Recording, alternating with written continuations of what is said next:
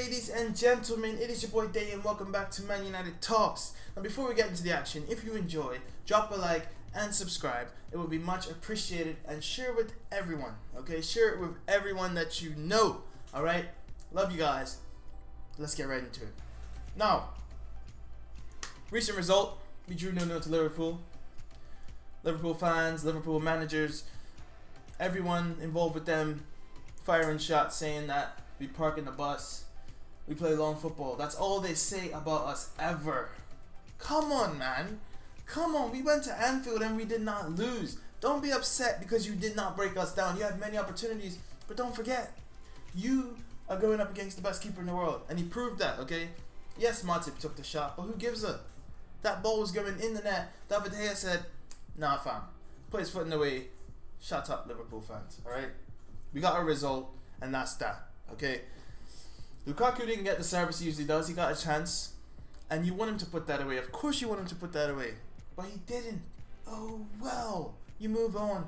Okay, Martial started that game, and I think he would have absolutely ruined them off the bench, but Mourinho did what he did, and you can't change that. We went out there to get a result, and we got a result. I'm not upset. We're in second, and Liverpool are in what, 9th or something, and I'm not bothered. We're in second. Yes, City went and won 7-2, but it's still early doors. Okay, it's only October. The season ends in what, 6 months? Come on, man. 6 or 7 months. Come on, guys. Come on.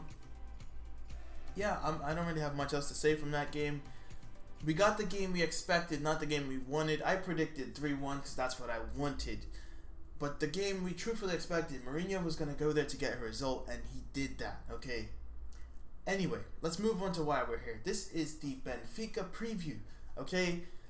Now, excuse me, Benfica, SL Benfica of Portugal. They're a team I have a lot of respect for. They have a great history, and they do bits. They usually always make it to Champions League quarterfinals, or around the 16 even, you know. And that is solid. Because for them, they keep selling the high-profile players, and they keep turning them out again. They produced the likes of Bernardo Silva, sold him to Monaco, he became a star. They produced the likes of, you know, people who are Semedo at Barcelona now. Lindelof is at United, and Ederson is at City. Nemanja Matic, Di Maria, the list goes on and on and on, okay? And while this is great, they have not lived up to their history or what they're used to. This season they have not won a game in the Champions League. They lost both games. The first game they went up 1-0, and CSKA came back to win 2-1, and this was at Benfica's home.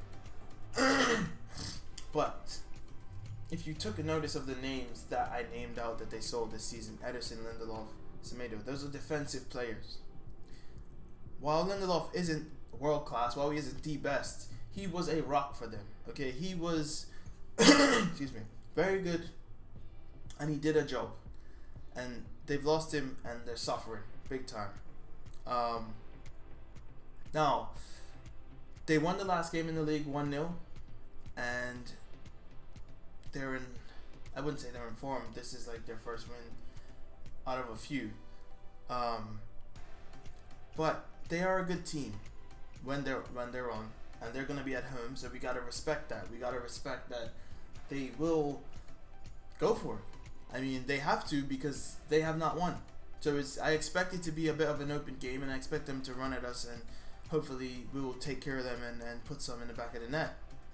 I would have been bothered playing with them last season. I would have been a little skeptical because they are a team.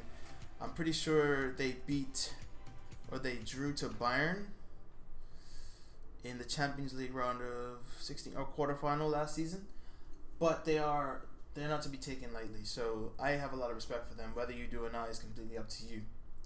Now, as for United, Bailly is out still, as far as I know. I'm doing this before Mourinho's press conference, so information is subject to change, okay? Bailly is still injured, Fellaini is still injured, as far as I know. Carrick's still out, but Luke Shaw and Marcus Rojo have made the journey to Portugal, with Rojo being a former Sporting player he knows a bit about this game. And I hope he plays. He is in my lineup, and you'll see that in a bit, but I hope he plays. Five big players out for Man United. I wouldn't call Carrick necessarily a big player, but he is a player that we could use right now. But we're suffering. We're definitely suffering without the influence of Pogba. Ibra, not so much. He didn't really influence from the beginning of the season, but he would be a massive help. But we gotta do what we gotta do. So I'm gonna show you my lineup, and then I will take you through it as usual. I will let you know why I made my decisions that I did.